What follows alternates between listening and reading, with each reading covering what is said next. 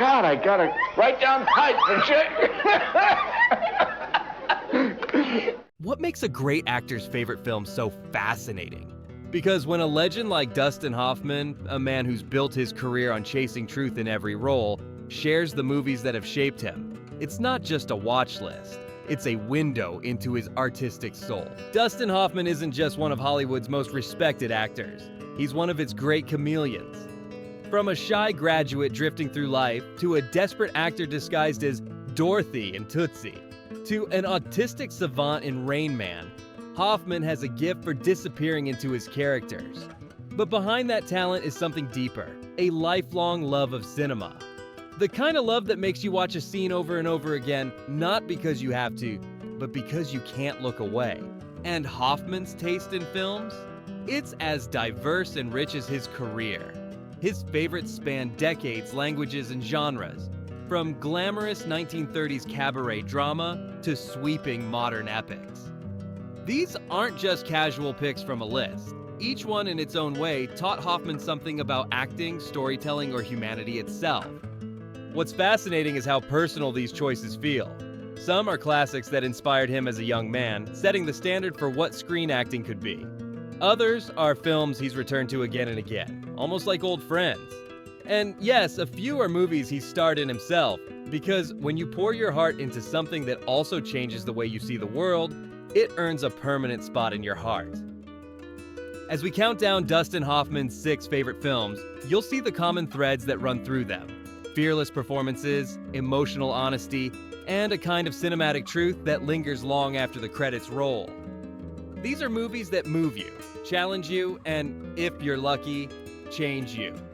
So get comfortable. Imagine sitting in a dimly lit theater with Hoffman himself, hearing him whisper why a certain moment gives him goosebumps, or how a single performance altered the way he approaches his craft. This isn't just about film history, it's about the films that shaped his history. Number 6, The Blue Angel, 1930. How much can a single glance change the way you see acting? They call me Nathaniel, the whitest gunner. I told my piano, he's worked for Holy Cross. For a young Dustin Hoffman, The Blue Angel wasn't just an old German drama from the 1930s. It was a revelation, and the reason was simple: Marlene Dietrich. In The Blue Angel, Dietrich plays Lola Lola, a cabaret singer whose allure ensnares a respectable professor, leading to his tragic downfall. It's a story of obsession and ruin, but Hoffman wasn't just watching the plot, he was studying how it was told. He's often spoken about how Dietrich's performance fascinated him, not because she was loud or overly dramatic, but because she wasn't. Her power came from stillness, from the way she could tilt her head, raise an eyebrow, or deliver a line with the faintest curl of her lips, and yet communicate volumes. Hoffman once said he loved Marlene Dietrich's subtle performance in The Blue Angel because it taught him something fundamental. Acting isn't always about doing more. Sometimes it's about doing less. A single, unspoken beat can hit harder than a full speech if it's honest. As a young man training in New York, Hoffman was surrounded by the method acting philosophy: raw emotion, intense preparation, physical transformation. But The Blue Angel showed him another side of mastery: restraint. Dietrich's Lola. Lola didn't force the audience to feel something. She invited them in, letting them discover the emotion for themselves. You are the actress Lola Lola? Police official, huh? Was erlauben Sie sich? And then there was the film's mood. Shot in the Weimar Republic era, it's smoky, shadowed, and full of moral ambiguity. Qualities that Hoffman himself would later gravitate toward in films like Midnight Cowboy and Rain Man. You can almost see the influence in his ability to let silences speak, to trust that the audience will stay with him even when he's not filling every second with movement or dialogue. Hoffman has admitted that as a young actor, he studied actors like Brando, Olivier, and Spencer Tracy. But Dietrich in The Blue Angel showed him how powerful a performance could be without the conventional male bravado he saw elsewhere. She didn't dominate the screen through volume or force. She did it by making you lean in. It's also worth noting that The Blue Angel was a cautionary tale, and Hoffman's career is full of characters walking similar dangerous emotional lines. just as Professor Wrath in the film sacrifices his dignity in pursuit of Lola Lola. Many of Hoffman's roles explore the tension between desire and self-destruction, from Ratso Rizzo's desperation in Midnight Cowboy to Michael Dorsey's moral awakening in Tootsie. Why does Hoffman keep coming back to this nearly century-old film? Because it's proof that great acting never ages. The camera may have been bulkier, the lighting less forgiving, and the dialogue slower, but human truth is timeless. Marlene Dietrich taught him that sometimes the smallest gesture, a lingering look, a pause in the middle of a sentence, can stay with an audience for decades. In a world where so much acting advice boils down to make bold choices, the Blue Angel whispered a different lesson to Hoffman. Be bold enough to hold back. And that's a lesson he's carried with him in every role since. For Dustin Hoffman, the Blue Angel isn't just a favorite. It's a blueprint for how to act without shouting, how to seduce an audience without chasing them, and how to leave a mark without ever breaking a sweat. Number 5, my favorite year, 1982. Just going to the lavatory. This is for ladies only. What makes a film so good that you watch it over and over and still laugh at the same jokes? For Dustin Hoffman, that film is my favorite year. And for a man who has built his career on challenging, emotionally charged roles, it's telling that one of his absolute favorites is a warm-hearted comedy. Released in 1982, My Favorite Year stars Peter O'Toole as Alan Swan, a swashbuckling movie legend in the twilight of his career. The plot is simple, yet irresistible. Swan is booked as a guest star on a 1950s live television comedy show, and a young writer is tasked with keeping him sober and out of trouble until airtime. Spoiler, that's easier said than done. Hoffman has said he was instantly captivated by O'Toole's performance, a mix of larger-than-life bravado and quiet vulnerability. He's called it a tour de force comedic performance, and has openly admitted to watching the movie countless times over the years. That's rare for Hoffman, who isn't the type to rewatch films simply for comfort. This one, though, is different. One reason is nostalgia. My Favorite Year captures a moment in entertainment history that Hoffman finds deeply romantic. The golden age of live television. It's a time when actors didn't have the luxury of endless takes or special effects to hide behind. You either delivered in the moment or you didn't. As someone who came up in live theater, Hoffman understands that pressure intimately, and it's part of what makes the film's world feel so alive to him. But beyond nostalgia, there's the craft. Hoffman has often spoken about the fine line in comedy between playing for laughs and playing for truth. O'Toole's Alan Swan could have been a broad caricature, a washed-up drunk played for cheap humor. Instead, O'Toole found the humanity in him. Beneath the drunken swagger and outrageous escapades, Swan is scared. He's unsure if he can still be the hero people think he is. That vulnerability is what hooked Hoffman. It's no surprise he relates to that. Hoffman's own career has seen him take on roles where comedy and drama coexist, Tootsie being the most obvious example. Like Swan, Hoffman's Michael Dorsey is a performer struggling with identity, and the humor works because it's rooted in something honest. Hoffman also loves the film's rhythm. He's pointed out that My Favorite Year moves with the kind of energy only live television could inspire. Scenes feel like they're teetering on the edge of chaos, but they always land. That's the kind of tightrope acting Hoffman admires. The ability to give a performance that feels spontaneous while being meticulously crafted.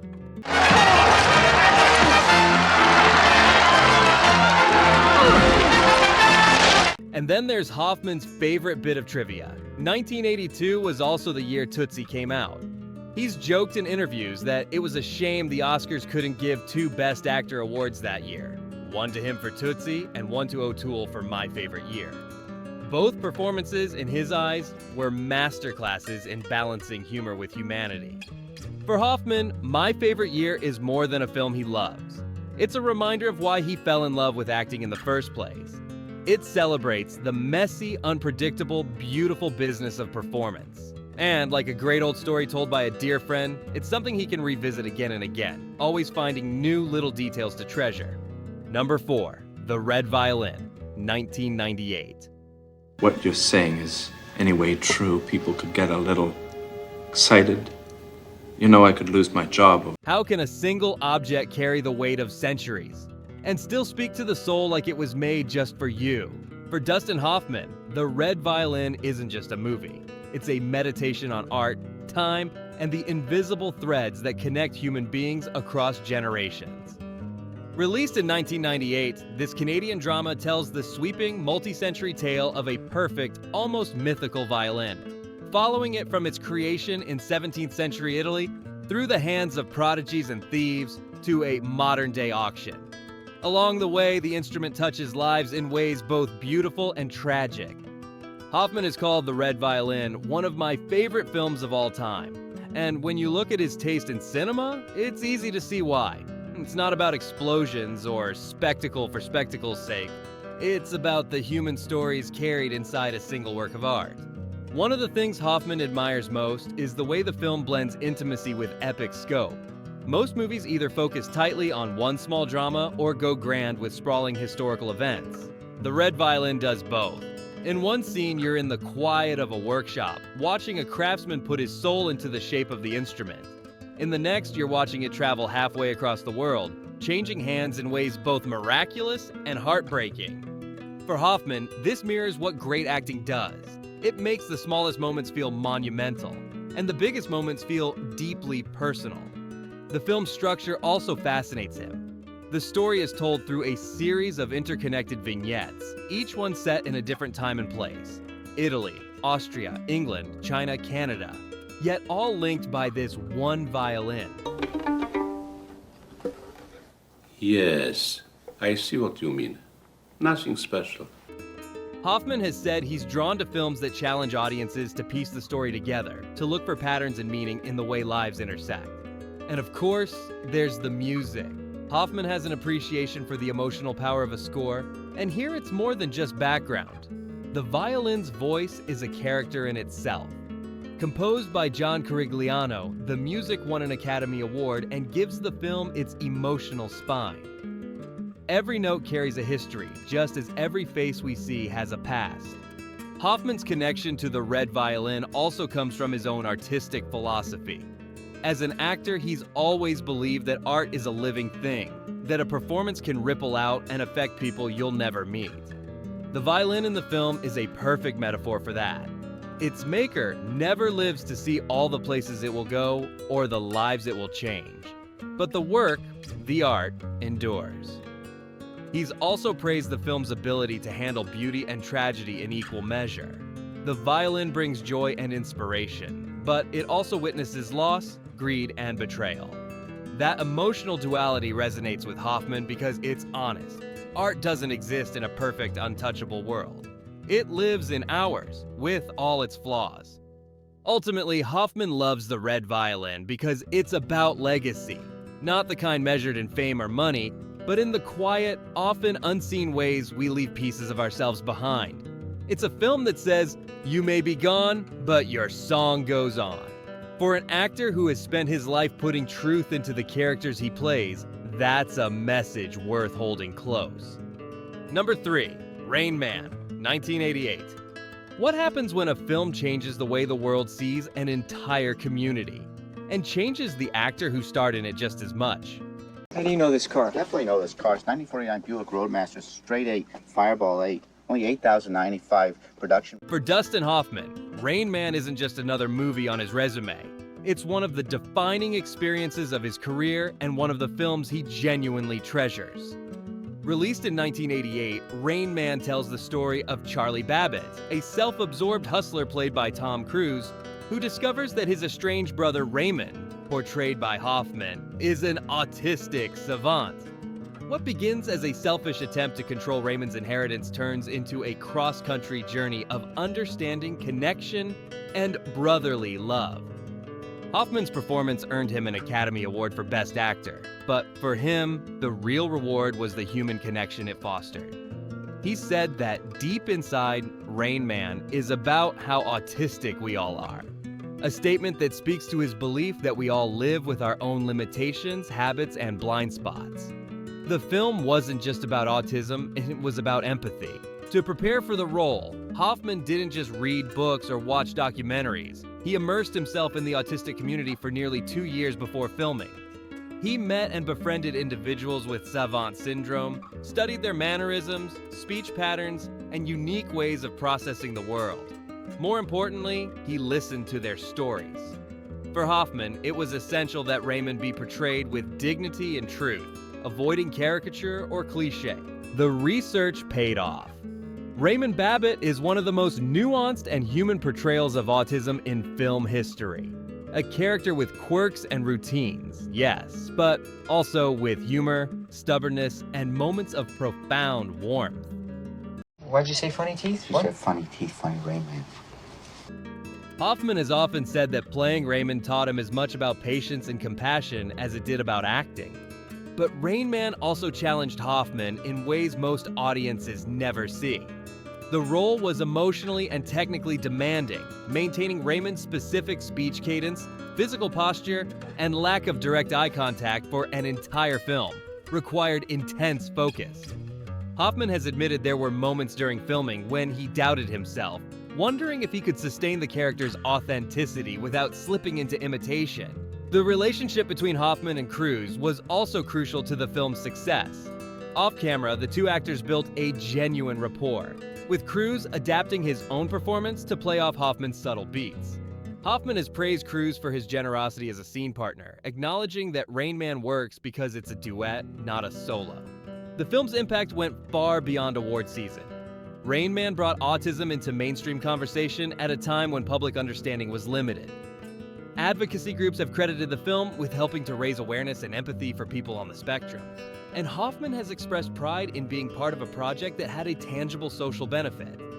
What makes Rain Man one of Hoffman's favorite films is that it represents the kind of storytelling he values most, one that entertains while opening minds and hearts. It's a road movie, a character study, and a quiet social statement all rolled into one. For Hoffman, Raymond Babbitt isn't just a role he played. He's a reminder of the humanity in all of us. The film left its mark on audiences, but it also left its mark on Hoffman himself, shaping his understanding of empathy in a way that still resonates decades later. Number 2, On the Waterfront, 1954. What does it feel like to watch a movie that completely rewrites the rules of acting? Howling down there and go to bed. Joyce, I want my clothes down here. You shut up. You're gonna get the law on you. Get feet on. For a young Dustin Hoffman, that experience came the day he saw On the Waterfront. Released in 1954 and directed by Elia Kazan, this gritty drama tells the story of Terry Malloy, a washed-up boxer turned dock worker who finds the courage to stand up to the corrupt union bosses ruling his world. But for Hoffman, the plot wasn't the revelation. It was Marlon Brando's performance. Until that moment, Hoffman had seen plenty of movies, but most followed the more theatrical acting style of Hollywood's golden age. Brando was different. As Terry, he wasn't performing in the traditional sense. He seemed to be. Every shrug, every pause, every muttered line felt spontaneous, unpredictable, and real. It was as if Hoffman was watching a man live his life right there on screen, not reading lines from a script. Hoffman has often described this as a lightning bolt moment, the day he realized what film acting could be. I saw On the Waterfront and had an experience I'd never had at the movies before, he recalled. It wasn't just entertainment, it was an awakening. Brando's raw authenticity made Hoffman feel like the emotional stakes were real, as though the camera had stumbled into an actual street corner conversation. The iconic "I could have been a contender" scene especially haunted him. I could have been a contender. I could have been somebody instead of a bum. Brando's wounded vulnerability, mixed with unspoken resentment, delivered a masterclass in emotional layering. Hoffman studied it over and over, analyzing how Brando used silence as much as words to tell Terry's story.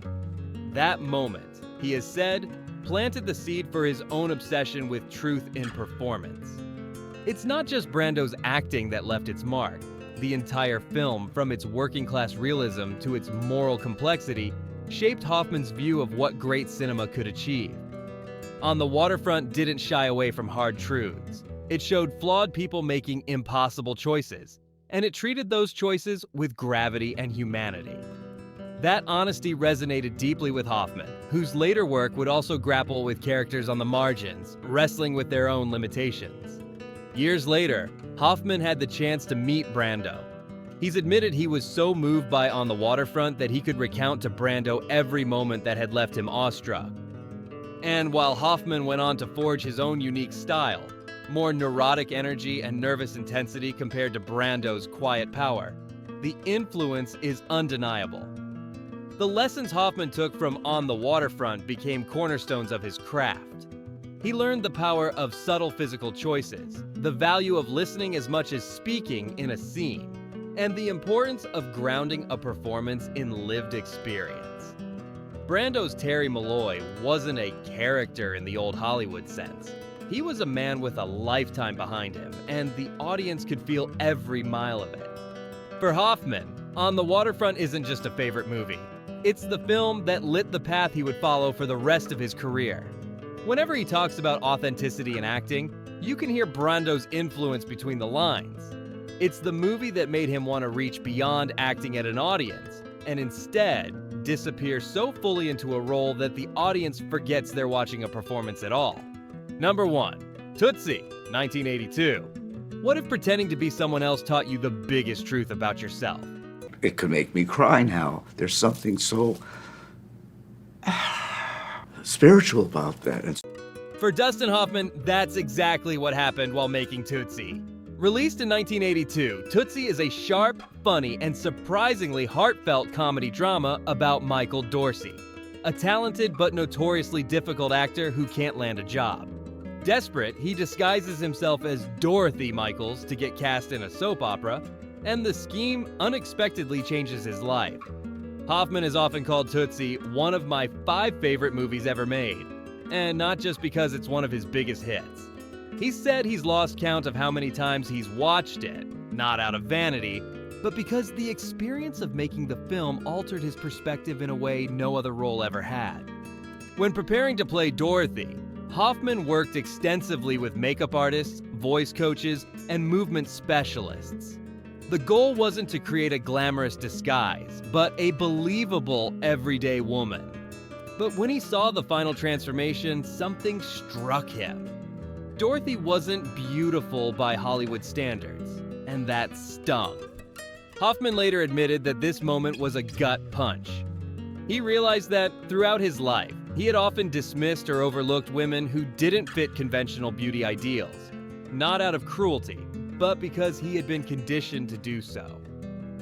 You realize you've been told a lie, and you have lived the lie, he reflected. Dorothy made him confront his own biases in a way no lecture or book could. That revelation became the emotional core of his performance. As Michael navigates life as Dorothy, he experiences firsthand the daily dismissals, patronizing attitudes, and subtle indignities women endure. It's all played for comedy in the film, but beneath the laughs is a genuine empathy that Hoffman channeled into every scene. Critics and audiences responded with overwhelming enthusiasm. Tootsie became a box office hit, earning 10 Oscar nominations, including Best Actor for Hoffman. But for him, the awards recognition was secondary to the personal growth the role inspired. "That changed me," he said simply. And you can hear the sincerity when he says it. Do you know what I'd do if somebody did this to me? Why, if they came around again, I'd pick up the biggest thing around and I'd just take it and I'd just... It wasn't just Hoffman's own journey that made Tootsie so special to him. He also admired how the film balanced sharp satire of the entertainment industry with real human emotion. The script pokes fun at acting egos, casting politics, and soap opera absurdities. But at its heart, it's about identity, honesty, and respect. Hoffman's Michael Dorothy walks a tightrope between deception and truth. A man lying about who he is in order to get work, yet becoming his most authentic self in the process. For an actor like Hoffman, who had built his career on exploring flawed, complex people, this was the ultimate challenge and reward rolled into one. Even decades later, Hoffman still speaks about Tootsie with warmth, sometimes even more than the films that won him Oscars. It's a comedy, yes, but one that shifted his worldview and reminded him why storytelling matters. Because sometimes slipping into another person's shoes isn't just a role, it's a lesson. And for Hoffman, that lesson earned Tootsie the top spot on his list of favorite films. Not just for the laughs, not just for the acclaim, but because it changed him permanently and profoundly in ways only the magic of cinema can. And there you have it.